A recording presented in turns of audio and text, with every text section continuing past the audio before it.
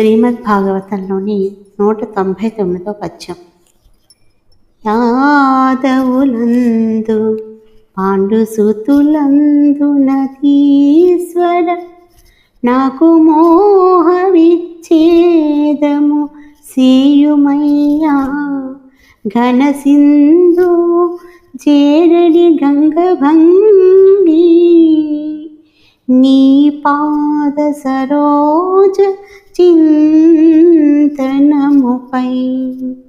అనిసంబు మదీయ బుద్ధి నత్యాదర వృత్తితో గదియునట్లుగా జయం గదయ్య ఈశ్వరా. స్వామి జగన్నాథ, ఆత్మీయులైన యాదవుల మీద పాండవుల మీద నాకున్న అనురాగ బంధాన్ని త్రెంచివెయ్యి. కడలి రాజులో కలిసే గంగా తరంగిణిలా నా బుద్ధి సర్వదా నీ చరణ సరోజ సంస్మరణలోనే సంలగ్నమయ్యేటట్లు చెయ్యి. శ్రీమద్భాగవతంలోని 200వ పద్యం.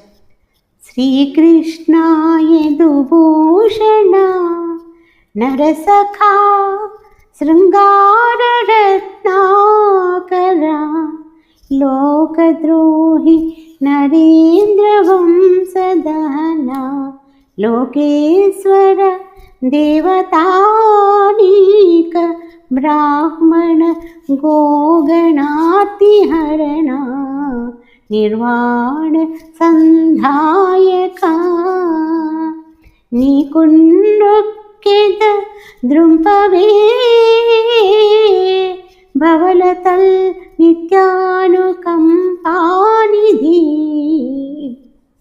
శ్రీకృష్ణ యదుకుల భూషణ, విజయప్రియ, శృంగార రసరత్నాకర, జగత్కంటకులైన మహీపతుల వంశాలను దహించి వేసే జగదీశ్వర, ఆపన్నులైన అమరులను అవనీసురులను ఆవుల మందను ఆర్తిబాపి కాపాడే స్వామి, మోక్షాన్ని ప్రసాదించే ప్రభు, నీకు నమస్కరిస్తున్నాను.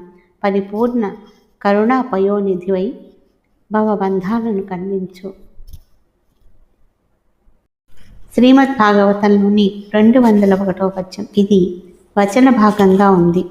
ఈ మాదిరిగా మధురోక్తులతో మాధవుణ్ణి కొనియాడింది కుంతీదేవి. ఆమె ప్రార్థనను స్వీకరించిన శ్రీకృష్ణుడు మాయామయమైన తన మధుర మందహాసంతో పాండవ జననిని మైమర్పించి రథారూఢుడై హస్తినాపురానికి తిరిగి వచ్చాడు. కొంతకాలమైన తర్వాత కుంతికి, సుభద్రకు చెప్పి ద్వారకా నగరానికి ప్రయాణమైన గోవిందుడు కొలది కాలం ఉండుమని ధర్మరాజు బ్రతిమాలిగా ఉండిపోయాడు. చుట్టాలందరినీ మట్టు పెట్టానన్న దుఃఖంతో తల్లడిల్లుతున్న ధర్మజుణ్ణి శ్రీకృష్ణుడు, వ్యాసుడు, ధౌమ్యుడు మొదలైన వారు ఎన్నో విధాల ఓదార్చారు. అయినా ఆయన మనస్సుకు ఊరట లభించలేదు. వ్యాకులమైన హృదయంతో ధర్మరాజు ఈ విధంగా అనుకున్నాడు. శ్రీ గోపాలకృష్ణ భగవానికి జై.